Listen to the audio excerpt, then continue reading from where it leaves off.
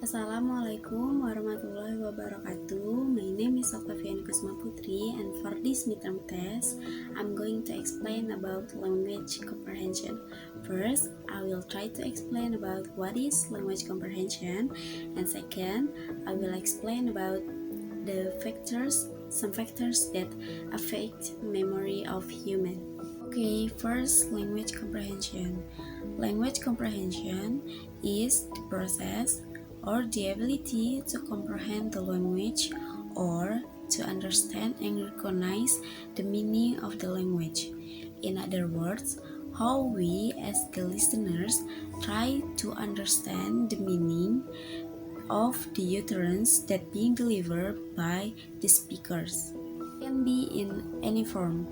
It can be a word, a phrase, a sentence, or it can also be in a written form. As we know that the left part of the brain or the left hemisphere of the brain is the dominant part for processing a language. So, the left hemisphere is also responsible to understand or comprehending the language. But how does it work?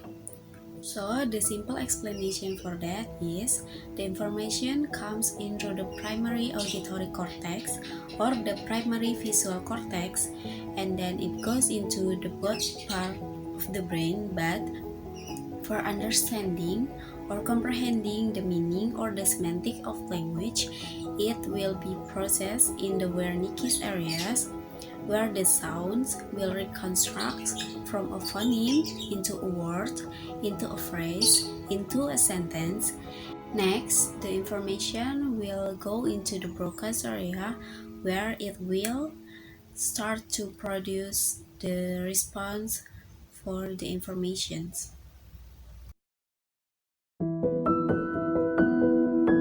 There are some factors that affect human memory in comprehending the language. First is type of language. Type of language means where was you get the information from. Is it from a conversation with a friend? Is it from a passage in a short story, or in a poem, or formal lectures, or a play? Second is input. Input means how did we get or hear the information?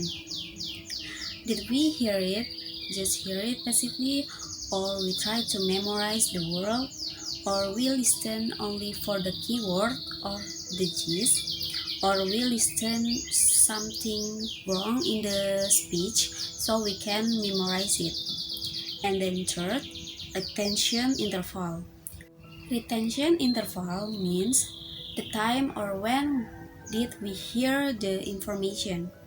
Is it from a long time ago? Is it just a few moments ago?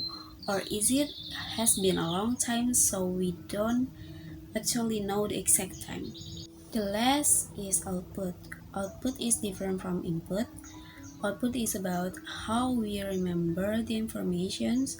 For example, I think I remember Tinda's address. It means that not like input, you actually remember the word, but in output, you try to recall your memory about the conversation or about the informations. That's all for me. Thanks for watching. Assalamualaikum warahmatullahi wabarakatuh.